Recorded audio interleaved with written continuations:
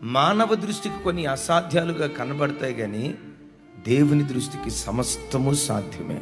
నీ జీవితంలో ఏది నీకు అసాధ్యంగా కనబడుతుందో, ఇక ఇంతే నా బ్రతుకు, నా తలరాత, ఇది నా కర్మ, నేను ఇలా అనుభవించాలని దేవుడు నాకు రాసిపెట్టి ఉంచాడేమో, బ్రతుకు కాలమంతా ఈ రోగంతోనే, బ్రతుకు కాలమంతా ఈ అసమాధానంతోనే, బ్రతుకు కాలమంతా ఈ దుఃఖంతోనే, బ్రతుకు కాలమంతా ఈ ఏడ్పుతోనే నా జీవితం ముగించబడాలని, ఒకవేళ నా జీవితంలో దేవుడు ఇలా రాసి పెట్టాడేమో, నా పరిస్థితులు మారో, నా జీవితం ఇంతే, ఇక అసాధ్యం అని ఏవి అసాధ్యం అనుకుంటున్నావో, ఓ దైవజనుడిగా నా చెయ్యెత్తి మిమ్మల్ని ఆశీర్వదిస్తున్నాను.